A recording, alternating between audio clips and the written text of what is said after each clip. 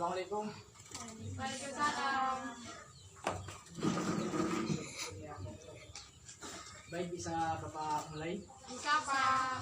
Sebelumnya terima kasih kepada anak-anakku sekalian yang masih tetap semangat untuk belajar pada pertemuan kali ini, di mana kelanjutan pertemuan yang seperti kita pelajari kemarin adalah sekarang kita pahami tentang manajemen ekonomi. Terlebih dahulu sebelum Bapak mulai pelajaran, ini masuk semua ya? Masuk, Pak. Ya, silakan untuk ketua kelas Siti Badriah pimpin doanya dulu. Sebelum kita mulai pelajaran belajar, kita berdoa. Al-Fatihah. Baik, terima kasih. Sofia Alia. Iya. Siti Nurbaya, Hadir. Siti Badriah, Hadiroh. Fitria Tunisa. Hadir. Nah, ya, terima kasih untuk masih semangat. Mari kita jaga kesehatan kita bersama di masa COVID-19 ini. Langsung Bapak mulai ya. Ya. Di sini Bapak akan menjelaskan bagaimana kalau kemarin kita menerangkan tentang ekonomi, kemudian unsur-unsur perekonomian itu seperti apa. Di sini Bapak akan jelaskan tentang manajemen ekonomi. Ada yang tahu yang dimaksud manajemen? Ini ada Sofia, ada yang tahu? Nggak tahu, Pak. Di sini saya akan menjelaskan, langsung menjelaskan upaya. Kalau ada yang perlu ataupun yang penting silakan anak-anakku sekalian tulis. Yang dimaksud manajemen di sini adalah suatu sistem di mana untuk mengatur jalannya suatu pemikiran ataupun suatu ide ataupun visi dan misi. Di mana manajemen ini mengatur pelaksanaannya, perencanaannya, artinya memanage. Artinya memanage suatu apabila dalam suatu perusahaan umpamanya ini Fitri ini punya perusahaan. Di dalam suatu perusahaan ini harus ada manajemen. Siapa yang akan mengatur memanagenya suatu bagian waktu maupun barang-barang maupun apa yang ada yang dikelola dalam suatu perusahaan tersebut. Kemudian dalam manajemen ini ada 4. Ini yang harus ingat. Yang pertama adalah perencanaan. Di mana perencanaan ini suatu tugas untuk seperti halnya dalam suatu perusahaan pabrik air ataupun aqua. Besok rutenya kemana ataupun pengirimannya kemana. Ini manajemen ini seorang manajemen harus tahu bagaimana jalannya besok. Artinya masuk dalam perencanaan. Perencanaannya bagaimana cara mengaturnya, bagaimana cara risiko yang akan dihadapi, bagaimana cara supaya semuanya lancar. Ini masuk dengan perencanaan. Seperti itu. Paham? Paham. Ada yang ditanyakan tentang perencanaan? Ada, Pak. Ya, silakan. Ya, yang dimaksud dengan resiko dalam Nah, risiko dalam perencanaan ini seperti ini. Umpamanya satu unit mobil ini ngangkut barang ke Sumeneb. Nah, sebelumnya ini harus ada rencana. Takutnya nanti di pertengahan jalan ban kempos ataupun ada halang ada apa, itu dalam masuk kategori perencanaan seperti itu. Ini yang dimaksud dengan perencanaan. Paham? Paham. Ya. Kemudian yang nomor 2 yaitu pengorganisasian. Di mana yang dimaksud dengan pengorganisasian ini, tujuannya pengorganisasian ini adalah cara untuk membagi tugas-tugas. Artinya dalam suatu kelompok apabila tidak dibentuk suatu organisasi, antara tugas si A, tugas si B, tugas dan si C ini tidak ketahuan. Nah, tujuannya dalam manajemen ini ada suatu organisasi yaitu dia tahu, dia jelas di mana tugas dan tanggung jawabnya seperti itu. Paham? Ya. Kemudian yang ketiga ada yang tahu apa? Yang ketiga Bapak jelaskan yaitu pelaksanaan. Nah, ini puncak kan tadi ada perencanaan, setelah direncanakan ada pengorganisasian. Pengorganisasian ini disebut juga dengan controlling.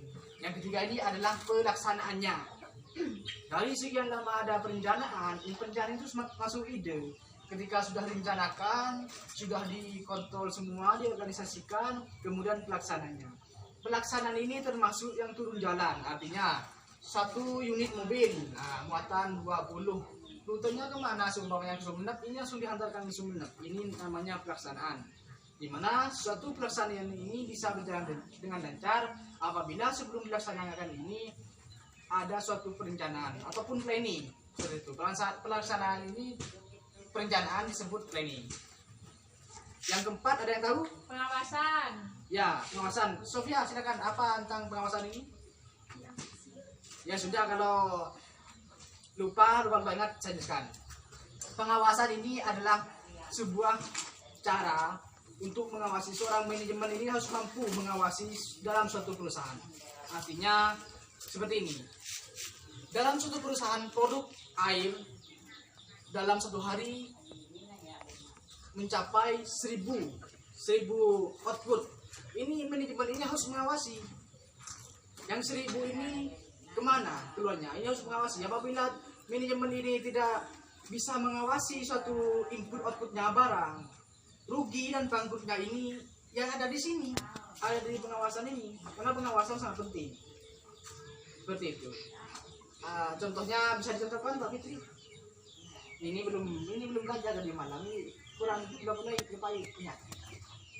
Silakan Mbak Siti Nurbaya, silakan. Ya sudah, kalau enggak ada yang lain. Bapak ambilkan hapus dulu ya.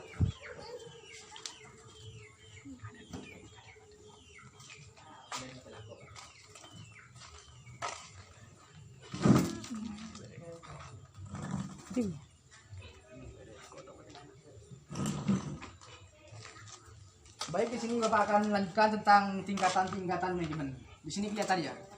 Kelihatan. Nah, dalam manajemen ini ada tingkatan.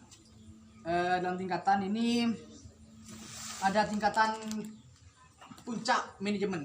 Yang dimaksud dengan tingkatan puncak manajemen ini adalah tingkatan manajemen yang paling utama.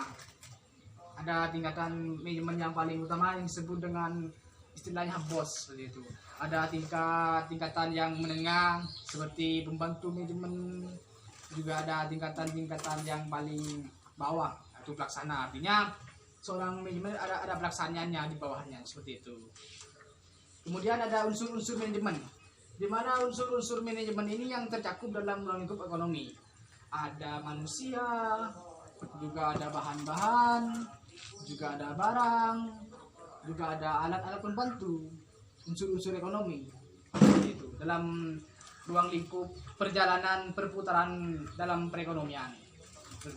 Catat sedikit catat biar kalau ada pertanyaan nanti tanyakan ke Bapak, seperti itu. Ya, kalau Bapak tidak tahu, ini menjadi sebuah PR bagi saya pribadi gitu.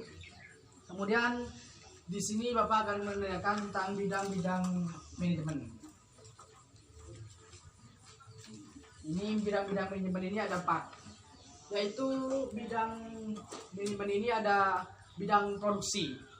Dalam suatu perusahaan, bidang-bidang manajemen yang pertama yaitu produksi. Tugasnya produksi ini memproduksi sebanyak mungkin barang sesuai dengan target yang ada dan kebutuhan, seperti itu. Ini manajemen ini harus mampu mengawasi seberapa mungkin barang-barang yang diproduksi ini akan laku ataupun dapat menguntungkan, seperti itu.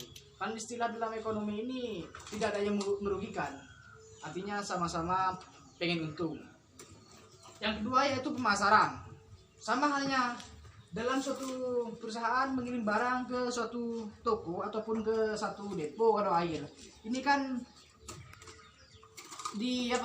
dihantarkan, kemudian pemasarannya ini seperti apa. Kalau seumpama di perusahaan mengeluarkan dengan harga 4.000, pemasaran ini harus betul-betul pintar untuk mencari keuntungan. Keuntungannya seperti halnya dari pabrik, dari perusahaan 4.000 dijual kepada konsumen itu 5.000. Untungnya bagi seorang sales itu kan 1.000, seperti itu. Di sini ada yang dulu pernah keluarganya yang kerja di perusahaan jadi sales ataupun jadi helper? Ada ya? Ada. Oh, iya. Kemudian yang ketiga ini adalah keuangan. Dalam tugas seorang memanajemen ekonomi ini harus mampu betul-betul paham, betul-betul mengerti, teliti untuk menganalisis keuangan. Karena dalam suatu perusahaan apabila kurang betul-betul meneliti tentang rugi ataupun keuntungannya, ini sangat berisiko besar. Ini yang dimaksud dengan keuangan. Keuangannya ada. Keuangan itu kebutuhan sekarang ataupun kebutuhan tahun depan maupun kebutuhan satu perusahaan yang akan datang. Yang artinya akan dilanjutkan di masa depan seperti itu. Kemudian ada kebutuhan personal. Ada bidang manajemen personal. Artinya personal ini adalah perorangan. Di mana tugasnya ini ditanggung dengan dirinya sendiri. Kemudian yang terakhir, mengerti apa tidak anak-anakku sekalian? Kalau tidak mengerti saya ulang lagi. Yang terakhir yaitu bidang manajemen ini adalah administrasi. Ini yang harus dipahami juga. Dalam manajemen ini ada yang namanya bidang manajemen administrasi, di mana administrasi ini yang bertugas untuk menginput ataupun mengoutput suatu tugas-tugas yang ada, persoalan-persoalan atau permasalahan-permasalahan yang ada, seperti itu.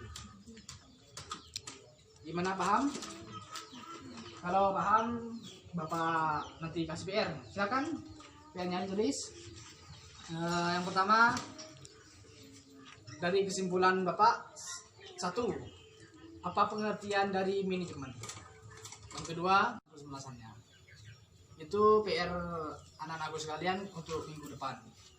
Sedikit Bapak simpulkan bahwasanya manajemen itu suatu proses untuk memanage lebih sedikit, lebih rangkul, lebih singkat, dalam artian mencapai suatu visi misi ataupun kesuksesan yang ada dalam suatu perusahaan. Dalam manajemen ini banyak risiko seperti yang Bapak sampaikan seperti itu. Paham ya? Ya, seperti itu.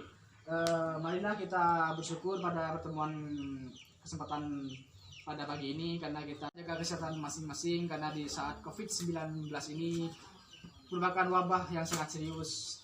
Jangan sangat-sangat takut, cuman kita waspada. Dimulai dari diri kita sendiri, orang-orang yang kita sayangi, termasuk keluarga, teman-teman kita, dan lingkungan kita masing-masing. Jangan lupa cuci tangan, jaga kebersihan, terutama bagi anak-anakku yang tiap harinya sholat khususnya. Sekian dari Bapak. Terima kasih atas pertemuan pada kesempatan pagi hari ini. Mohon maaf apabila ada tutur kata yang kurang berkenan di hati anak-anakku sekalian, ada kata-kata yang kurang baik. Mohon maaf. Akhirul kalam. Wassalamualaikum warahmatullahi wabarakatuh. Waalaikumsalam warahmatullahi wabarakatuh.